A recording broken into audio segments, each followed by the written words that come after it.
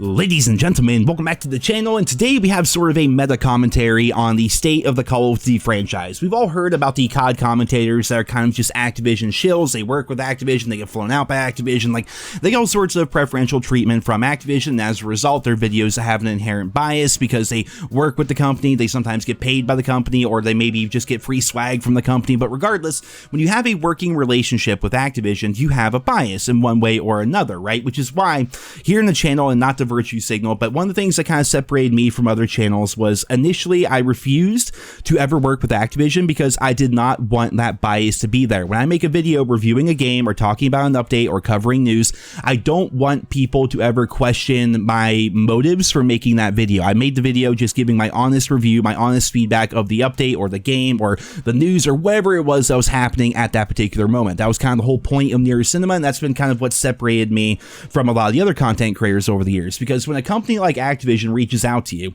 and they say, would you like to play the game early? We'll fly you out free of charge to Los Angeles. We'll put you up in a hotel room. You can meet all these other content creators. You can play the game early. You can get early footage, which is very important because early footage does very well on YouTube. And as a result, you're going to make a bunch of money from the videos. Even if they're not being paid directly, they're being paid indirectly by having exclusive access to the Call of Duty games that are coming out, or the new updates, or the new Warzone maps, or what have you. There's definitely an incentive there. But part of that is you have to play ball. Over the years, people have always kind of taken these different YouTubers, which I'll never name names. Why name names? There's no sense in doing that, but you guys have an idea of who I'm talking about.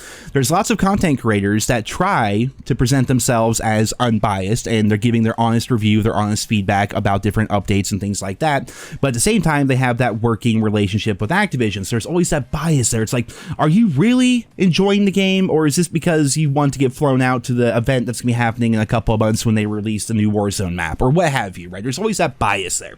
Well, today, a couple days ago, technically, we got kind of a confirmation of what it's like when you piss off Activision. If you are on the inside, if you are one of those people that's been working with Activision and you decide you want to be a bit more real, a bit more honest, if you want to give some critical feedback to the game, this is what happens, and it's actually pretty crazy. So this tweet is going to be coming in from Keshav. I think that's how you pronounce it. I'm bad with names. You guys know that. I've always been like that. But this is the guy behind Charlie Intel. Like, if you guys ever heard of Charlie Intel, I cover them all the time here in the channel. Like, this is the dude that made it, that runs it. He does everything. Like, he is Charlie Intel. In fact, everyone calls him Charlie on Twitter.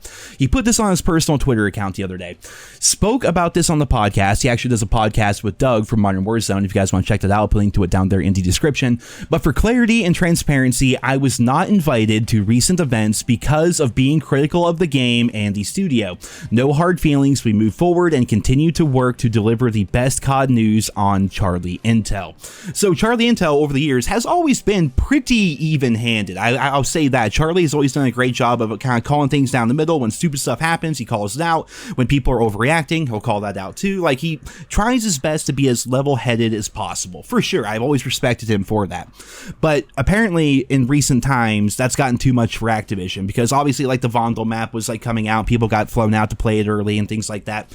Charlie, for the first time, was not invited to any of that, whereas he's been invited to virtually everything else prior to that, because he's not a YouTuber or anything like that. He is a news website. He covers news, covers updates. Like, he's honestly where I get a lot of my information. Obviously, other people reach out to me as well, but like, Charlie Intel is a great place to go if you're looking just to hear what's going on with the Call of Duty scene. But in recent times, he's been a bit more critical with the shop bundles and repackaging old content and then putting it into the new games and charging people for like different things, such as what, like I talked about in yesterday's video, they're bringing back the Modern Warfare 2 soundtrack and charging people $8 for that, or releasing a new bundle for $24 when fantastic games are releasing nowadays, full-fledged games for $30. Like, he's calling out a lot of that bullshit on the main account, and Activision has had enough. In fact, we have a clarification tweet here from a guy named Mark. Did you get told this by the studio, or did you just make that assumption from not being invited? He says yes. He's like, well, yes to which question? And then Keshav says, the first question, it was explicitly given as a reason. He's being too critical of the franchise, therefore they no longer want to work with him. And that just goes to show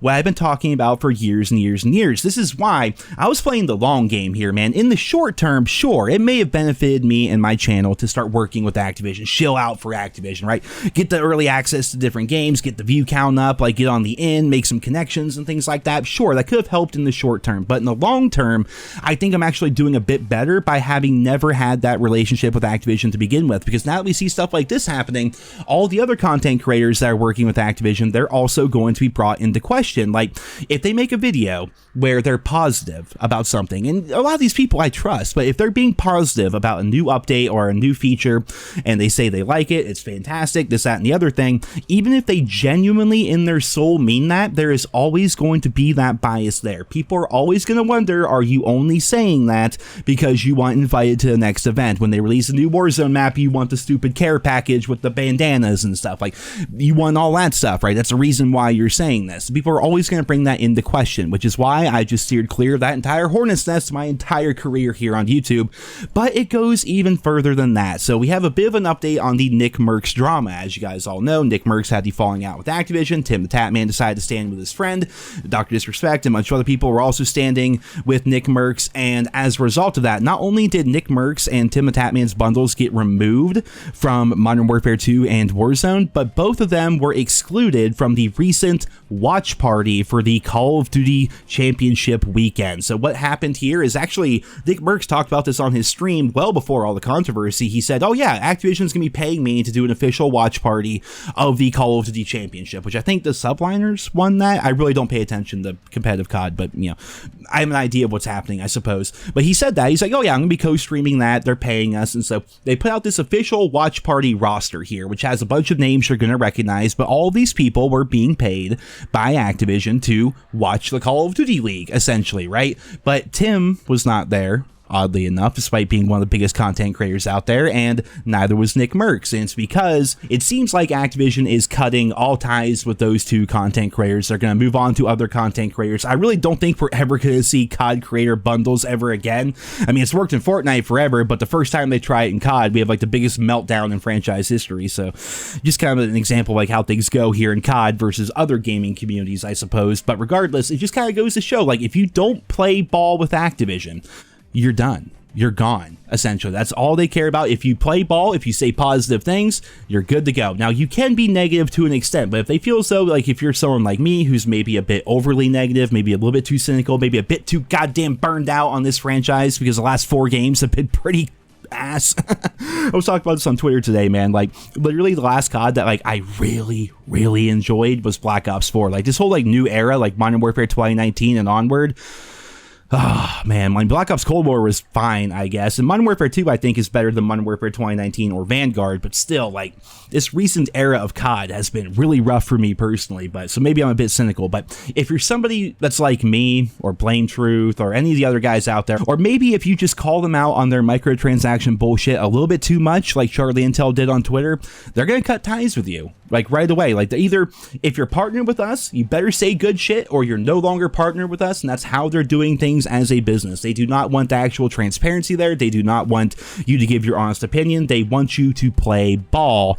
Otherwise, you're gone. And that is the reality of working with Activision here in 2023. But ladies and gentlemen, that is all for this update video here today. I hope you enjoyed it. Leave your thoughts and feedback on this very interesting topic down there in the comments. And I hope you guys all have a wonderful day.